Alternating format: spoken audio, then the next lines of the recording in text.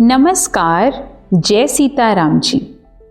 एक आत्मज्ञानी के जीवन में चित्त वृत्तियों के निरोध के उद्देश्य से अभ्यास और वैराग्य, इन दो शब्दों की बहुत महत्ता है। कैसे? इस बात को समझने हेतु आपको भीतर की ओर उन्मुख होना होगा और सब तरफ से अपना ख्याल व ध्यान हटाकर अपने भीतर यानी उस स्थान पर ले जाना होगा जहाँ से वृत्तियों का प्रवाह बहता है। गौर से देखने पर आप पाओगे कि चित्त रूपी नदी से उदित होने वाले इस प्रवाह की दो धाराएं हैं। एक धारा तो संसार सागर की ओर तथा दूसरी कल्याण सागर की ओर बह रही है। अब जिसने तो पूर्व जन्म में सांसारिक विषयों के भोगार्थ कार्य किए हैं, उसकी वृत्तियों की धारा उन संस्कारों के कारण विषय मार्ग से बहती हुई संसार सागर में जाकर मिल रही है। और जिसने पूर्व जन्म में मुक्ति के निमित्त सुकर्म किए हैं, उसकी वृत्तियों की धारा शुभ संस्कारों के कारण विवेक मार्ग से बहती हुई कल्याण सागर में जाकर मिल रही है। इस संदर्भ में ज्ञात हो कि संसारी लोगों की प्रायः पहली धारा तो जन्म से ही खुली हुई होती है, किंतु दूसरी धारा को शब्द गुरु द्वारा प्रदत्त आत्मिक ज्ञान सत्शास्त्र के विचार यानी ईश्वर चिंतन द्वारा खोला जा सकता है। पहली धारा को बंद करने के लिए विषयों के स्रोत पर वैराग्य का बंध लगाया जाता है और अभ्यास के खुरपे से दूसरी धारा का मार्ग गहरा खोद कर वृत्तियों के समस्त प्रवाह को विवेक स्रोत में डाल दिया जाता है। तब जाकर प्रबल वेग से वह सारा प्रवाह कल्याण रूपी सागर में जाकर लीन हो जाता है। ऐसा होते ही आप सत्वस्तु के कुदरती ग्रंथ अनुसार कह उठोगे, मन मिटया ते होया है आनंद मालिका। मन मिटया ते होया है आनंद मालिका, तेरी ज्योति हिम कुल जहान मालिका। तेरी ज्योति हिम कुल जहान मालिका। इस प्रकार अभ्यास तथा वैराग्य दोनों ही इकट्ठे मिलकर चित्त की वृत्तियों के निरोध का साधन सिद्ध होते हैं। इस परिप्रेक्ष्य में ज्ञात हो कि जिस प्रकार पक्षी का आकाश में उड़ना न केवल एक पक्ष के अपितु दोनों ही पक्षों के अधीन होता है, उसी प्रकार समस्त वृत्तियों का निरोध न केवल अभ्यास से ही और न केवल वैराग्य से ही हो सकता है। उसके लिए अभ्यास और वैराग्य दोनों का ही होना आवश्यक है। ऐसा इसलिए भी क्योंकि तमोगुण की अधिकता से चित्त में लय रूप निद्रा, आलस्य, निरुत्साह आदि मूढ़ावस्था का दोष उत्पन्न होता है और रजोगुण की अधिकता से चित्त में चंचलता रूप विक्षेप यानी बाधा व दोष उत्पन्न होता है। अतः अभ्यास से तमोगुण यानी अज्ञान अंधकार की निवृत्ति होती है और वैराग्य से रजोगुण यानी भोग विलास की प्रवृत्ति की। आत्म नियंत्रण यानी आत्म संयम द्वारा मन इंद्रियों के नियमन यानी वशीकरण में अभ्यास व ध्यान धारणा में वैराग्य अधिक सहायक होता है। इस अर्थ से चित्त का स्वाभाविक बहिर्मुख प्रवाह वैराग्य द्वारा निवृत्त होता है तथा अभ्यास द्वारा ख्याल यानी आत्मोन्मुख प्रवाह स्थिर हो जाता है। इसलिए चंचल मन को वश में करने हेतु अभ्यास व वैराग्य दोनों ही साधनों को उचित बताया जाता है। इन दोनों साधनों में से अब हम बात करेंगे अभ्यास के बारे में।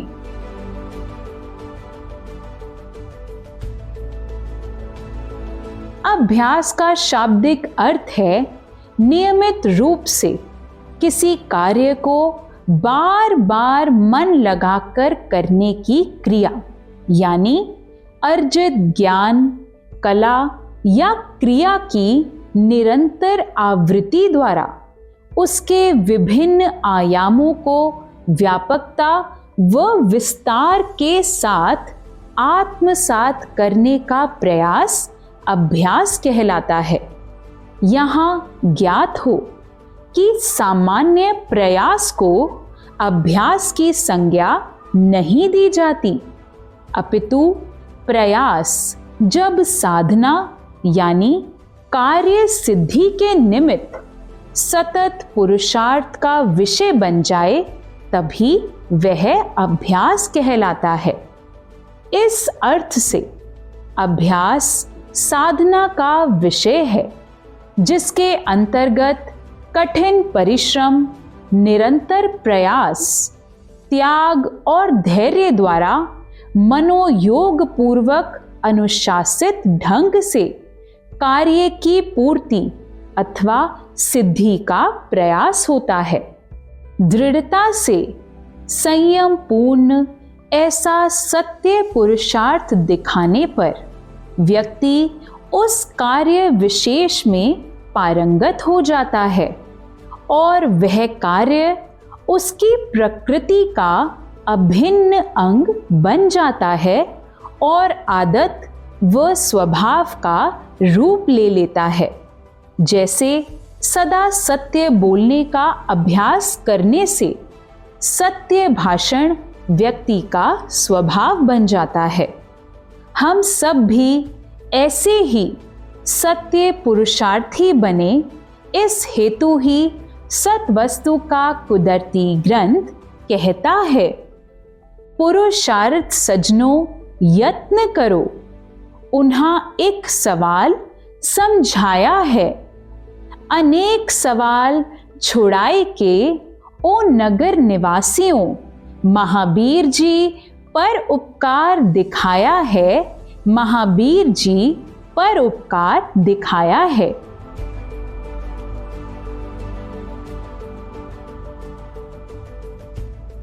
आध्यात्मिक दृष्टिकोण से अभ्यास चित्त की स्थिति के विषय में पूर्ण जागरूकता, सामर्थ्य और उत्साहपूर्वक किए जाने वाला प्रयास अथवा प्रयत्न या साधना है। यहाँ स्थिति से तात्पर्य चित्त के वृत्ति रहित होकर शांत प्रवाह में बहने से है। लगातार इस प्रकार अटूट श्रद्धा एवं विश्वास के साथ अभ्यास करने से, यानी एक निष्ठ भाव से एक ही विषय का बार बार चिंतन करने से मन अभिमान शून्य हो जाता है व चित्त एकाग्र व स्थिर हो जाता है। इस आशय से स्पष्ट होता है कि बार बार अनुष्ठान रूप प्रयत्न यानी नियमानुसार शास्त्र विहित कर्म करना अभ्यास का स्वरूप है और वृत्तियों का निरोध यानी नाश अभ्यास का प्रयोजन। इस प्रयोजन सिद्धि से परम प्रकाशमय आत्म स्वरूप का बोध कर ब्रह्म पद की प्राप्ति करना सहज हो जाता है। इसलिए तो कहा जाता है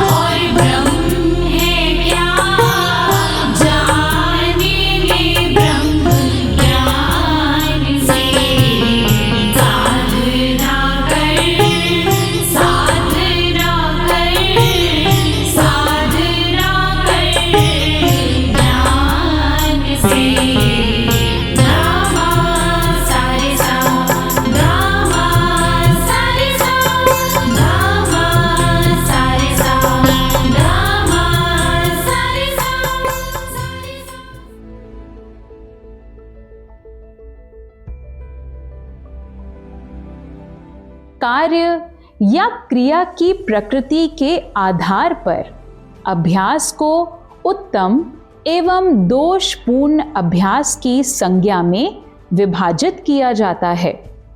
इस संदर्भ में जिन सर्वहितकारी कार्यों व कर्मों से व्यक्ति का व्यक्तित्व सम उन्नत होता है और वह निर्द्वंद्व सुखी शांत होकर लोक कल्याण के मार्ग पर प्रशस्त होता है, उन्हीं का अभ्यास उत्तम अभ्यास कहलाता है। ऐसा अभ्यास व्यक्ति को विद्वान, गुणवान, बलवान, बुद्धिमान व धर्मधारी पुण्यात्मा बनाता है।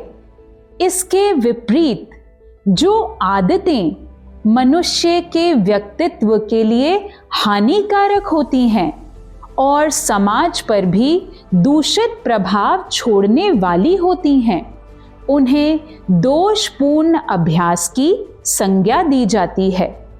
दीर्घ सूत्रता यानी प्रत्येक कार्य में आवश्यकता से अधिक देर या विलंब करने का स्वभाव, प्रमाद यानी भ्रम भ्रांति, अकर्मण्यता यानी आलस्य, मद्यपान, कटु भाषण, दुर्वचन, गाली गलौच, लड़ाई झगड़े जैसे कर्म जो व्यक्ति व समाज दोनों पर नकारात्मक प्रभाव छोड़ने वाले होते हैं, दोषपूर्ण अभ्यास की गणना में आते हैं। इसी तरह कुछ आदतें निरर्थक होती हैं, जैसे अकारण अधिक बोलना, खाली बैठे सोचना, पिष्ट पेषण यानी कही हुई बात को फिर से कहना।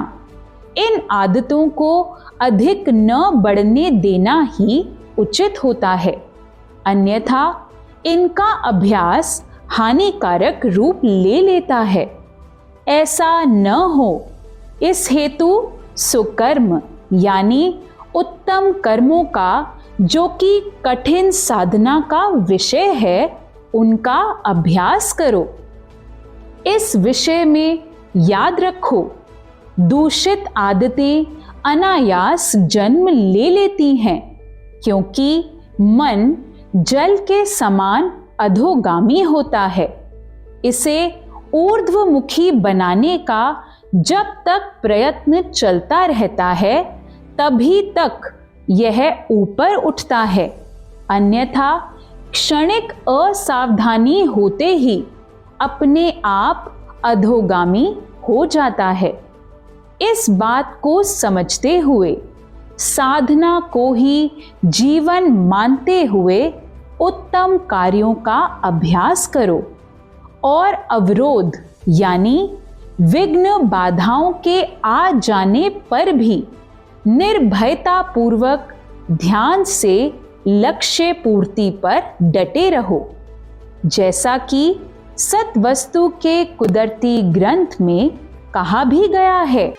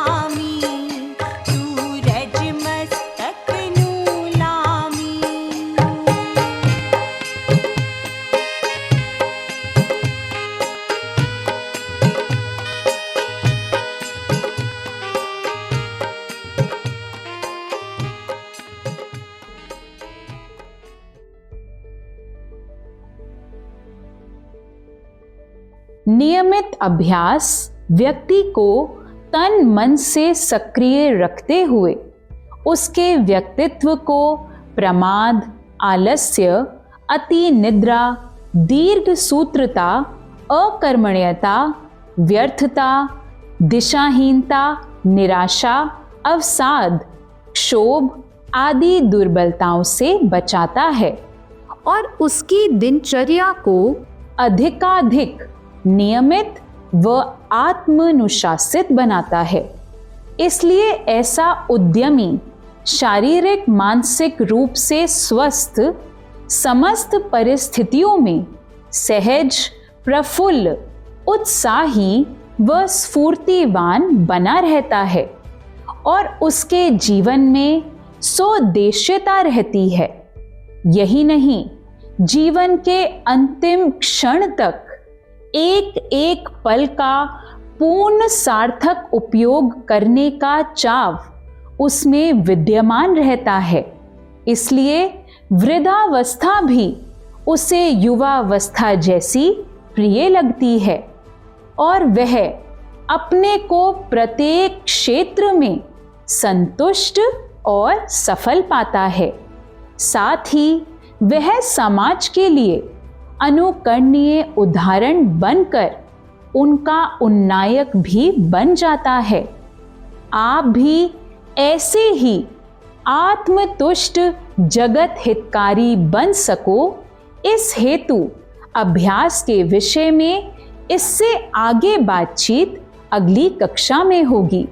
तब तक के लिए नमस्कार। जय सीताराम जी।